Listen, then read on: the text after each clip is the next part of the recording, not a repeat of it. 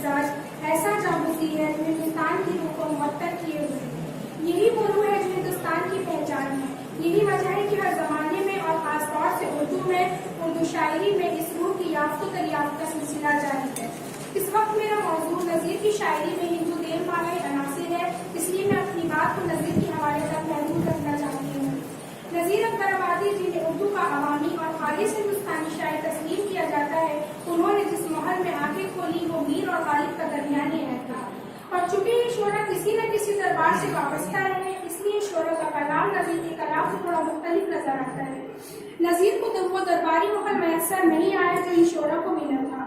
नज़ीर का नाम आगरे के ही हो रहे हैं, इसलिए उन्होंने आगरे की आवाम के जज्बात और एहसासात को खूबसूरत अल्फाज के जरिए अपनी शायरी में समाया।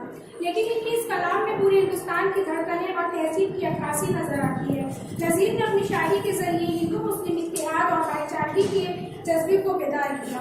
यही वजह है कि नज़ीर को उर्दू अदब में अवामी शायर की हैसियत से शोहरत हासिल हुई। नज़ीर का शेरी सरमाया बहुत वसी है। नज़ीर ने अपनी नज़मों में किसी खास तबके की कसीदा ख्वानी नहीं की, बल्कि समाज के अवाम आदमी की जिंदगी की तर्जुमानी करना उनका खास मकसद था। उन्होंने अपनी शायरी में बिलखुसूस नज़मों में उर्दू अदब की इल्मी रिवायत को जगह दी। इनकी शायरी हिंदुस्तानी खुसूसियत की हामिल रही है, क्योंकि ये हिंदुस्तान की मिट्टी और इससे जुड़ी हर एक चीज़ से वाराना मोहब्बत थी, जिसका अक्स इनकी नज़मों में रोशन नजर आता है। Unquote.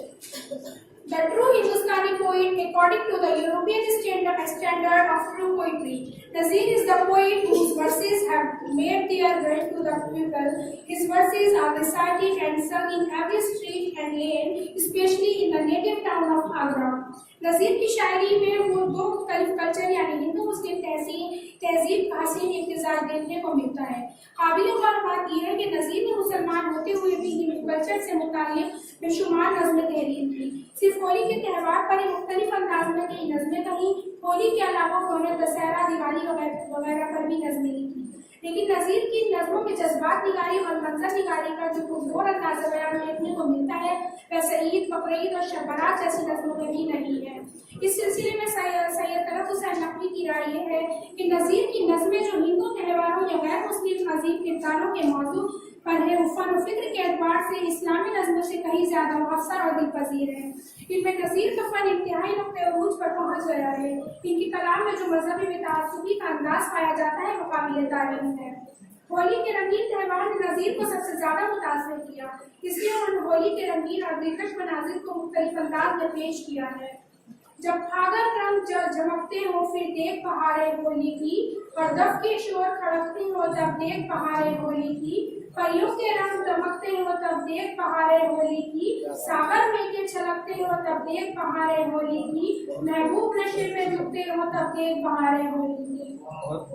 नज़ीर को जो अकीदत सलीम चिश्ती से थी और उनके उर्स के हवाले से जो नज़्म लिखते हैं, वैसे ही कृष्ण जी की शान में भी जामे और असरअंगेज नज़्में तहरीर की, जिनमें हिंदू तहजीब और रिवायत का रंग कूट कर भरा है। कन्हैया जी के जन्म से लेकर उनके बिया तक का जिक्र नज़ीर ने अपनी नज़मों में हिंदू देव मालाई और असतीरी अनासिर के तहत किया है। इनकी नज़्म जन्म कन्हैया जी काबिल तारीफ है, क्योंकि नज़ीर ने रिवायती अंदाज में कृष्ण कन्हैया की पैदाइश का जो समा बांधा है, उसे पढ़कर काबिल फंदोज होते हैं। चंद अशार मुलाज़ा हूँ। है रीत जन्म की यूं होती जिस घर में बाला होता है, उस मंडल में हर मन भीतर सुख चैन तो बाला होता है, सब बात बिठा की भूले है जब भोला भाला होता है, आनंद मंदिर बाजत है निर्धवन उजाला होता है। यूं नेक निछत्तर लेते हैं इस दुनिया में संसार जन्म, पर उनके और ही लक्षण है जब लेते हैं अवतार जन्म। सुखसाहत से यूं दुनिया में अवतार गर्भ में आते हैं, जो नारद मन है ध्यान बलि सब उनका भेद बनाते हैं। वो नेक मुहूर्त से जिस रंग इस शस्त्र में जन्मे जाते हैं, जो लीला रचनी होती है वो रूप लीला दिखलाते हैं। यूं देखने में और कहने में वो रूप तो बाले होते हैं, पर बाले ही फन में उनकी उपकार निराले होते हैं। बचपन में कृष्ण को जसोदा और नंदा से जो लाड प्यार मिला, उसके नजरिए उनको नज़ीर ने नज़्म के आखिरी बंद में खूबसूरत अल्फाज में कलमबंद किया है। नंद और जसोदा बालक को माँ हाथों छाँव में थे रखते, नित प्यार करे मनवाए सुतरी अग्रन गहने बनके, जी बहलाते मन पर जाए और खूब खिलौने मंगवाए, हर आन झुलाते पाले में वो इधर और उधर बिठाए। कर दिया नज़ीर अब हर साथ उस पालने और उस झूले की। आनंद से बैठो चैन करो जे बोलो कान झंडोले की। बहुत अच्छा। कृष्ण जी के बचपन पर भी नजीर अकबर आबादी ने बहुत ही दिलकश अंदाज में बालपन बांसुरी का बचैया के उन्वान से एक नज्म तहरीर की, जिसमें कृष्ण जी के अहद तिफली की अदाओं का बयान किया गया है। मिसाल के तौर पर इस नज्म का मुलाहिजा फरमाएं। यारो सुनो ये दूध के लुटैया का बालपन और मधुपुरी नगर के कसैया का बालपन, मोहन स्वरूप मिरत करैया का बालपन, बन बन के कवाल मोहन चिरैया का बालपन, ऐसा था बस बांसुरी के बजैया का बालपन, क्या क्या कहूँ मैं कृष्ण कन्हैया का बालपन।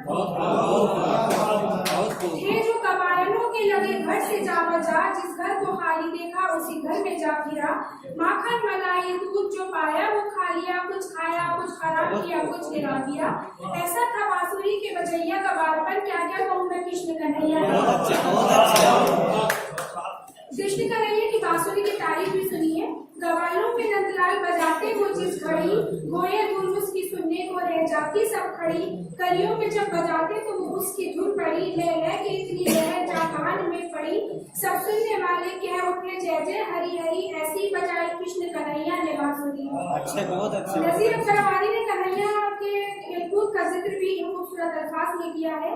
एक रोज खुशी से गेंद तड़ी की, मोहन जमुना तैर गए, वह खेलन लागे हंस हंस के, ये कहकर गावत और बालन से यूं नेक निछत्तर लेते हैं इस दुनिया को पालन से। वो आप ही अंतर जामी थे क्या उनका भेद कोई पावे, ये लीला ही उस नंद ललन मोहन दसमा छैया की, रब ध्यान सुनो दंडवत करो जय बोलो कृष्ण कन्हैया की। बहुत अच्छा, बहुत अच्छा। नजीर अकबर आबादी की एक और नज्म यहाँ कन्हैया जी का जिक्र भी यहाँ करना जरूरी है। ये नज्म मोहम्मद के अंदाज में 15 वजहों पर मुश्तमिल है। कन्हैया के बड़े होने पर जब जसोदा और नंदा को कृष्ण की शादी का ख्याल आता है तो गांव की औरतों की जरिए लड़कियां तलाश की जाती हैं और आखिरकार भाई की बेटी राधिका से कृष्ण की सगाई तय हो जाती है। इस वाक़ये को नजीर ने नशार के जरिए पेश किया। कई जो नारी वो बूढ़िया थी, जसोदा जी ने उन्हें बुलाया, किसी को इधर किसी को उधर, सगाई ढूंढन कहीं भी जाया, जो वेद का अपने मन के भीतर सब उनके सबों के तई जताया, तेरी बहुत मूर्ति वो नारी ये था जसोदा ने जो सुनाया, न देखा वैसा घर एक उन्होंने न वैसी कोई दुलारी पाई। कृष्ण और राधिका की सगाई के होने में घर में जो खुशी का माहौल पैदा होता है उसे नजीर अकबर आबादी ने आखिरी बंद में इस तरह पेश किया है।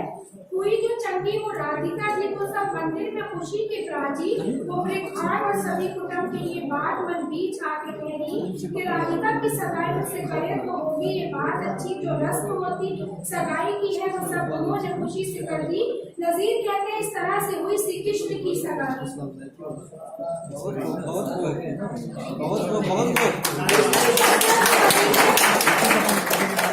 कृष्ण की शख्सियत को नजीर ने कई नामों से भी याद किया, मसलन गोपाल, मनोहर, नंदलाल, खाना और ध्यान श्याम वगैरह। नजीर ने हर की तारीफ जैसी नज्म लिखकर कृष्ण कन्हैया से अपने अकीदत का जो सबूत दिया वाकई काबिल तारीफ है। कृष्ण को याद करते हुए नजीर ने अशार तहरीर किए, मैं क्या क्या वस्फ कहूँ यारो उस श्याम अवतार के, श्री कृष्ण कन्हैया मुरली धर्म मोहन कंज बिहारी के, गोपाल मनोहर सांवलिया श्याम अटल तलवारी के, नंदलाल जाए संजय चंद मुकुट झलकारी के, कंदूर लुटिया दूध मखान अजवार रंग के धारे के, ये हरबज रे बाबा जो हर से याद लगाते हैं वो हर की आशा रखते हैं, हर उनकी आस बजाते हैं। क्या बात है, क्या बात है। जो जज्बात निकाली की बेहतरीन मिसाल एक वक्त मुलाजा फरमाए। जब भोली पाछे मुझ जागदी आकर मंगल होता है, हर चार तरफ उस देवर में अमूल सा मंगल होता है, तुम देखो जिधर आँख उठा हर नारी का दिल होता है, घर में मंगल होता है, आनंद ब्रज तारीफ कहूँ में क्या क्या कुछ हम दुर्गा जी के दर्शन की। आखिरी का पढ़ दिया बस एकदम आखिरी वाला। बहुत अच्छा है। नजीर अपनी नज़्मों में मेरो ठहर और तफरीहात वगैरह के मनाजिर को भी दिलकश अंदाज में पेश किया। इस सिलसिले में उन्होंने बलदेव जी के मेले के नाम से एक नज़्म लिखी जिसकी चंद अशार इस तरह है।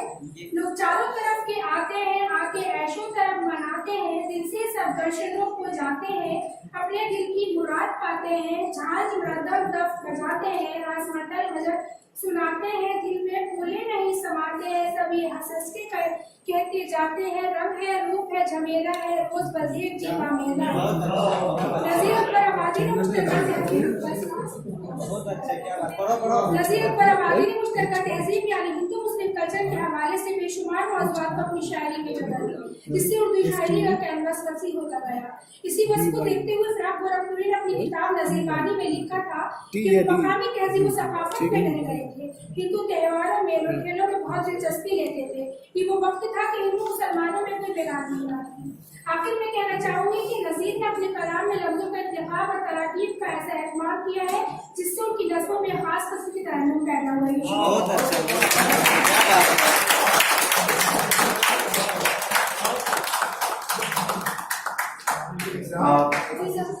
नज़ीर अकबर आबादी के आसार ऐसे लिखते हैं